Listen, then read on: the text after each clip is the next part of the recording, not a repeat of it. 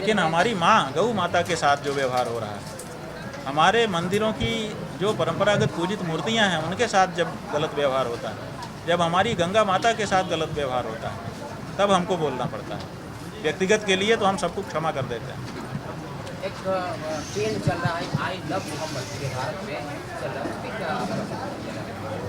भाई हमारा ये कहना है कि कोई किसी से प्यार करे, उसके लिए ढिंढोरा पीटने की ज़रूरत होती है क्या?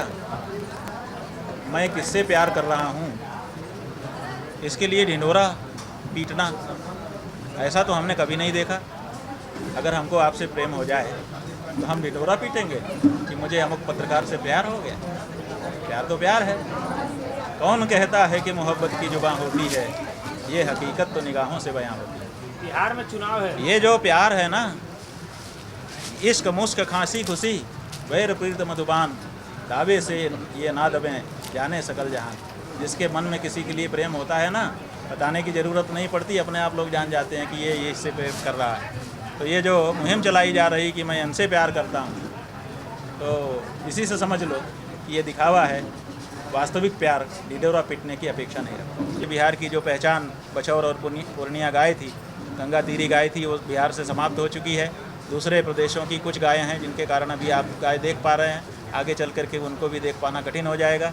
इसलिए गाय की रक्षा के लिए वोट करना शुरू करिए। चुनाव के लिए दल बनाने की हमारी कोई इच्छा नहीं है, राजनीति में जाने की हमारी कोई इच्छा नहीं है, लेकिन गाय के नाम पर मतदान हो, इसकी ज़रूर हम मतदाताओं से अपील कर रहे हैं, उनको संकल्प दिला रहे हैं।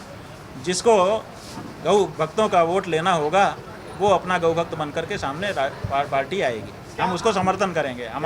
हम राजनीतिक व्यक्ति नहीं, हम धार्मिक व्यक्ति हैं और धार्मिक ही रहना चाहते हैं। आपके द्वारा क्या महाराज जी प्रत्याशी भी दिए जाएंगे बिहार चुनाव? भाई अगर हम संकल्प दिला रहे हैं मतदाताओं को कि आप गौ के प्रत्याशी को ही वोट देने का संकल्प लीजिए, और अगर कोई पार्टी नहीं आएगी कि हम गौ भक्त हैं, हम गौ रक्षा करेंगे, तो आखिर वो किसको वोट देंगे? तो किसी न किसी को तो खड़ा होना पड़ेगा।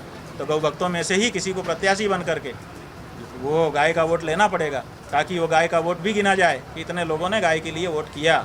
शुरुआत हो गाय के वोट की इस देश में, इसके लिए ज़रूरी है। आखिर संस्कृति ही तो राष्ट्र होती है। राष्ट्र क्या होता है? ज़मीन राष्ट्र होती है कि उस पर रहने वाले पशु राष्ट्र होते हैं, कि उसके ऊपर रहने वाले मनुष्य राष्ट्र होते हैं? राष्ट्र, वहाँ की संस्कृति ही राष्ट्र होती है। तो संस्कृति की रक्षा अगर नहीं करेगा तो फिर काहे की रक्षा करेगा? आखिर राष्ट्रवाद है क्या? देवताओं संतों का अपमान करने के लिए उनको दंडित किया जाना चाहिए। महाराज जी बगल जो ऐसा करे उसको ईश निंदा कानून सब जगह पूरे विश्व में बना हुआ है। आपके यहाँ अगर कोई ये करता है तो आप उसको दंडित करिए।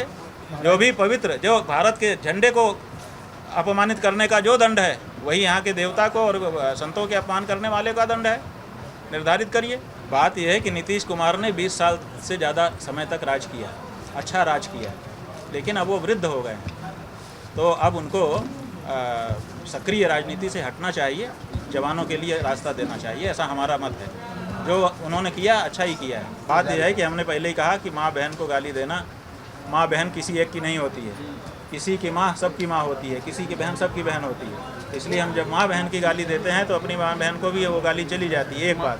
लेकिन इसी के साथ हम प्रश्न करना चाहते हैं कि जब मोदी जी को उनकी माँ के लिए गाली मिलती है तो उनके आँखों से आंसू निकल जाते हैं, रोने लगते हैं, आप लोगों ने रिकॉर्ड करके दिखाया है।